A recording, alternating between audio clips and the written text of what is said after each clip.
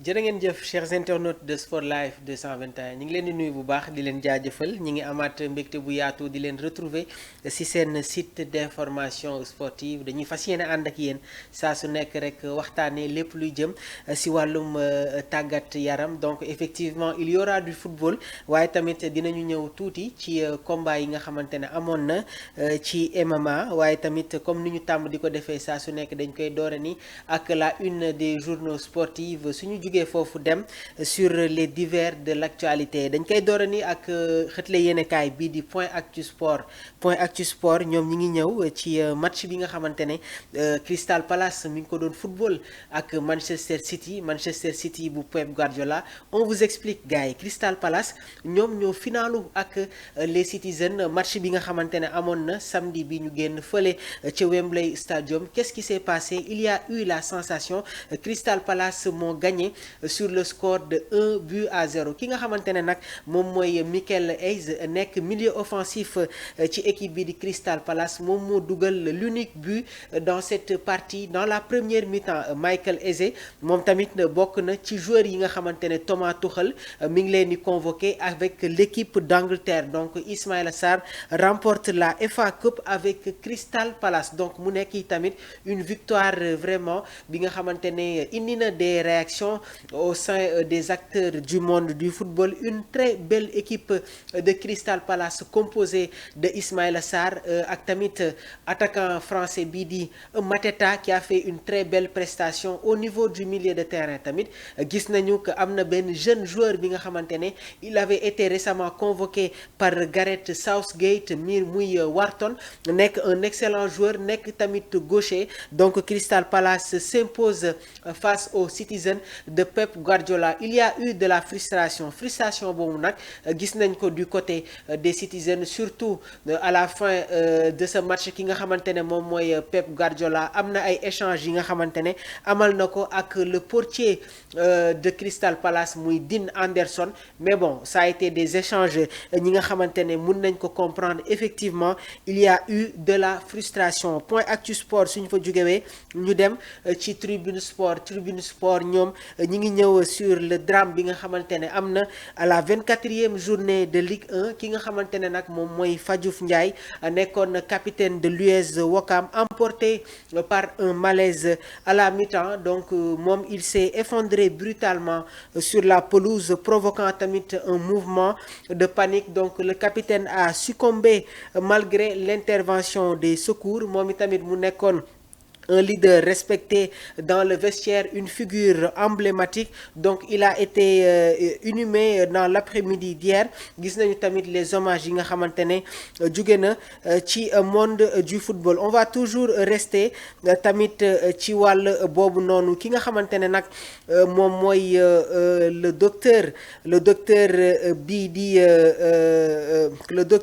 bii di Issa Mboup moom jot na yëkkati ay kàddu sur cette tragédie ñëw na d'abord sur la situation du joueur bi nga xamante ne amaloon na ay examen en septembre 2024 ci yile examen nag on a détecté kenn détecté wul benn problème de santé loolu moo waral nekk na tamit mbir boo xamante ne surprendre na lu bëri donc ki nga xamante ne nag moom mooy docteur Issa Mboup moom mi ngi fustiger service médical yi nga xamante ne ñi ngi noter une absence si yenn club yi manque d'équipement donc docteur Mboup mi ngi insister sur l'absence quasi totale de matériel adéquat dans les clubs à l'exception de Génération Foot ñi nga xamante ne ñoom am nañu une ambulance médicalisée mais gis nañ ne que ci yeneen club yi ñi ngi noter une absence d'ambulance waaye tamit un personnel insuffisamment formé waaye tamit gis nañu des failles dans la prévention donc docteur Mboup moom mi ngi lancer un cri waaye tamit mi ngi plaider pour l'instauration d'une norme stricte imposant la présence de médicaments waaye tamit ambulance médicalisée et de défibrillateurs lors de chaque match waaye tamit mi ngi appuyer wu sur la formation du personnel pour accompagner les acteurs sportifs donc mu nekk tamit une nouvelle bi nga xamante ne ñu bëri xaaruñu ko woon sur cette figure emblématique de l'US Ouakam waaye en 2018 2018 bokkoon na ci joueur yi nga xamante ne joué nañu ci équipe bi di Jaraaf. donc suñu jugee tamit ci journal bi nga xamante ne moom mooy Tribune Sport ñu dem ci journal bi di Rewmi Quotidien Sport. Rewmi Quotidien Sport ñoom ñu ngi ñëw sur la belle prestation de Iliman Ndiaye. Iliman Ndiaye nekk international sénégalais passé par équipe bi di Sheffield United. après dem na fële nga xamante ne nag moom mooy ci Olympique de Marseille avant de rallier équipe bi di Everton. donc Iliman Ndiaye s'est offert un doublé ci match bi nga xamante ne équipe bam mi ngi ko doon football ak Southampton. une très belle prestation waaye tamit Iliman Ndiaye qui revient au bon moment. l'équipe nationale du Sénégal war a jongante ak équipe bii di Irlande waaye tamit war nañu football ak équipe bii di Angleterre. loolu moo tax jamono ji Pape Thiaw mi ngi préparer déjà les joueurs yi nga xamante ne ñoom ñoo war a rallier la tanière. suñu jugee foofu on enchaîne tamit ak les team of the week des meilleurs joueurs sénégalais du 19 mai 2025. donc dans les buts am nañu le gardien du FC Metz ki nga xamante ne moom mooy Pape Sy. comme arrière droit ñu am Antoine Mendy bu nekk ci équipe bi di OGC Nice. Antoine Mendy qui a été convoqué par Pape Thiaw sur les récentes sorties de l'équipe nationale du Sénégal. au niveau de la charnière centrale ñu am Sadibou Sané bu FC Metz ak tamit Moussa Niakhaté qui évolue aux côtés du Lyon. comme arrière gauche ñu am tamit Omar Niang bi nekk ci Union Saint-Galloise. donc au niveau du milieu de terrain, il y a le retour de Nampalys Mendy qui avait été écarté des récentes sorties de l'équipe nationale du Sénégal. donc moom tamit il s'impose au niveau du milieu de terrain en compagnie de Pathé Ciss. démb bi nga xamante ne joué na ak équipe bi di Rayo Vallecano. donc Pathé Ciss moom nag démb il a évolué comme défenseur central aux côtés de le jeune tamit mu nekk un défenseur français. am nañu tamit le jeune Camara qui évolue du côté du RS Berkane. en attaque il y a le trio Ismaïla Sarr qui a été champion de la FA Cup ak équipe bi di Crystal Palace. Iliman Ndiaye ak Soumaré qui évolue du côté ci équipe bi di Le Havre. donc mu nekkoon ni tamit les informations yi nga xamante ne ñi ngi leen koy toppal yéen suñu mbokk internet yi. suñ fa jógee tamit on enchaîne ak l'actualité internationale. c'est parti avec Marca ñoom ñi ngi ñëw sur la belle prestation de Kylian Mbappé qui est en pleine forme sur cette fin de saison. donc Real de Madrid ñoom ñoo doon football ak équipe bi di FC Séville. un déplacement bi nga xamante ne ay cadre yu nekk ci équipe de Real de Madrid gisuñu leen comme tamit Vinicius Junior ak joueur bi di Rodrigo. donc le Real s'impose sur le score de 2-0. Jude Bellingham ak Kylian Mbappé ñoom ñoo nekk les buteurs dans cette rencontre. suñu jugee foofu tamit on enchaîne avec les divers de l'actualité. un nouveau record pour Lamine Yamal est le premier joueur des 5 grands championnats européens cette saison à avoir réussi 150 dribbles. donc c'est le meilleur joueur de la saison selon vous. mu nekk tamit une information yi nga xamante ne ñu ngi leen koy proposer et on attend vos réactions. quelle est l'équipe type quelle est cette équipe type? On va être en complicité avec la régie. Dans les buts, on a un Belge comme arrière droit. Ñu am Espagnol dans la charnière centrale. Am nañu tamit benn Espagnol ak un joueur de la Mannschaft comme arrière gauche. Ñu am tamit un arrière gauche espagnol. Au niveau du milieu de terrain am nañu benn Uruguay ak tamit Angleterre ak un joueur français au niveau du milieu de terrain. En attaque on a 2 Brésiliens et un Français comme pointe. donc ban équipe il s'agit de quelle équipe? on attend vos réactions. suñu jugewee foofu tamit on enchaîne toujours avec voilà les autres informations yi nga xamante ne mi ngi secouer l'actualité sportive. les U20 de l'Afrique du Sud sont champions d'Afrique. donc les jeunes Bafana s'impose 1-0 en finale face au Maroc sur un but magnifique de Gomé Lomo Kekana. donc Afrique du Sud moo gagné équipe bi di Maroc sur les U20 de cette Coupe d'Afrique. donc suñu jugee foofu tamit on enchaîne toujours avec une une autre information ki nga xamante ne nag moom mooy Fabrizio Romano moom moo joxe cette information. Dani Carvajal sera de retour pour la Coupe du Monde des clubs, rapporte Révélo. Donc mu nekk tamit une information de taille. Dani Carvajal, qui avait subi une blessure, fera son retour pour la Coupe du Monde des clubs avec le Real de Madrid. Ki nga xamante ne aussi moom mooy Eder Militao va signer son retour pour la Coupe du Monde des clubs. Mu nekk tamit une information de taille révélée par Fabrizio Romano. Suñu jugee foofu tamit on va enchaîner un peu avec le mercato qui s'agite donc exclusive. Manchester United se rapproche maintenant de l'accord pour signer Matheus Cunha. Donc le Brésilien moom jot na accepté le projet car tey jii am na ay accords yi nga xamante ne mi ngi doon tourner sur les conditions personnelles waaye tamit ça avance à grands pas et l'affaire est presque terminée. Donc lu ñu leen mënagum wax Manchester United dina payer une clause de 62,5 millions de livres 62,5 millions de livres pour recruter l'attaquant de la Seleção mu nekk Matheus Cunha passé par l'Atlético de Madrid jamono ji nag mu nekk ci équipe bi di Wolverhampton. Une autre signature donc équipe bi di Liverpool ñi ngi approché wu ci équipe bi di Bournemouth pour signer Milos Kerkez nekk tamit international hongrois. Donc jamono ji nag les Reds sont en train de terminer l'accord sur les conditions personnelles avec Kerkez qui est enthousiaste pour le déménagement. Donc jamono ji nag des négociations sont en cours entre les clubs sur les frais de transfert alors que Liverpool veut un latéral gauche après avoir signé Frimpong bi nga xamante ne moom moo nekk ci équipe bi di Bayern Leverkusen day rejoindre Liverpool. Donc le transfert a été déjà acté. Donc après le départ de Trent Alexander-Arnold Liverpool signé na joueur bi di Frimpong. Suñu jugee foofu tamit y a une autre information. Luka Modric pourrait maintenant rester au Real de Madrid avec l'approbation de Xavi Alonso selon Radio Marca. Donc comme on vous l'avait signifié, Xavi Alonso nekk entraîneur du Bayern Leverkusen et désormais l'entraîneur actuel du Real de Madrid. Donc on était venu tamit on vous a donné les dernières informations yi nga xamante ne mi ngi circuler autour de la Casablanca avec l'arrivée de Trent Alexander-Arnold Huijsen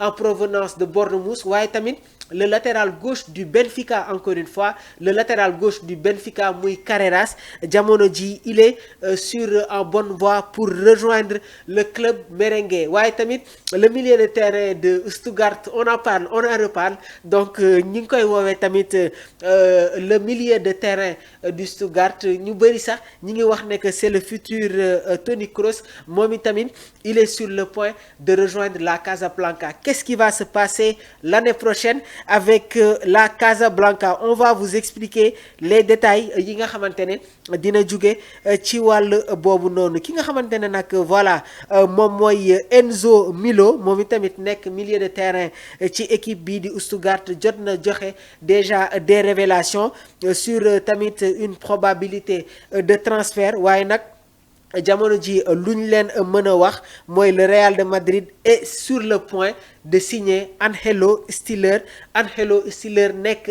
international allemand. Donc Real de Madrid ñoom ñi ngi ci joueur boobu noonu pour pouvoir compenser les problèmes yi nga xamante ne ñi ngi ko doon raté au niveau du milieu de terrain. Donc ça s'annonce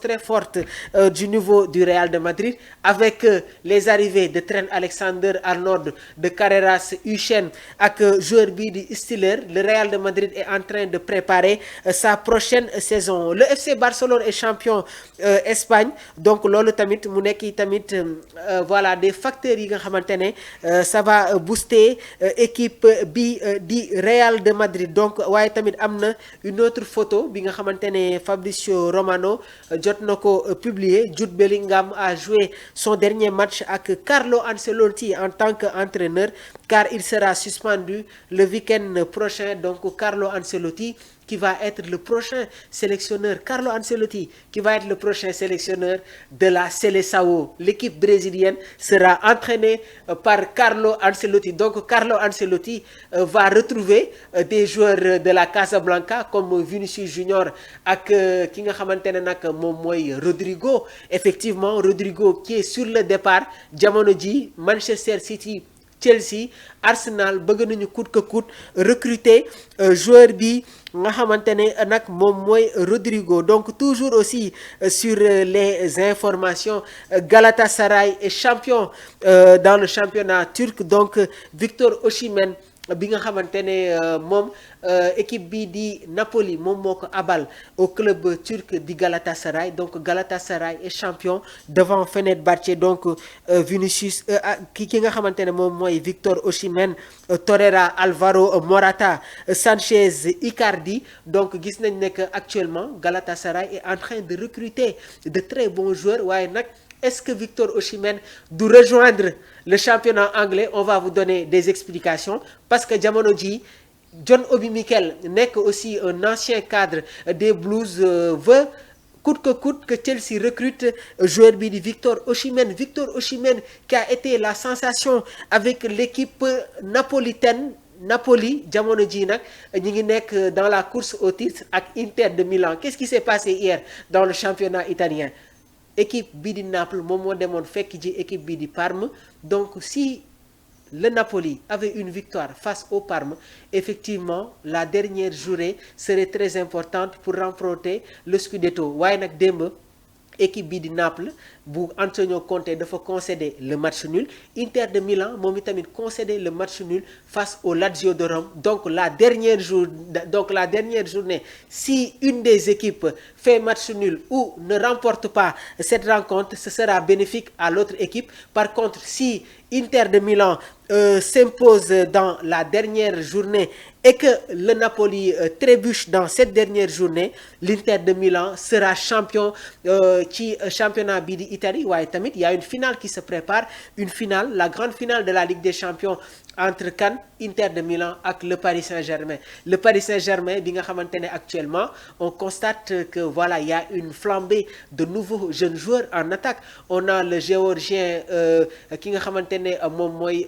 Kvaratskhelia, Ousmane Dembélé qui rayonne et aussi Bradley Barcola. La nouvelle sensation côté parisien, le nouveau Neymar, ñu ngi koy woowee Désiré Doué. Au niveau du milieu de terrain, gars yi il faut qu'on en parle.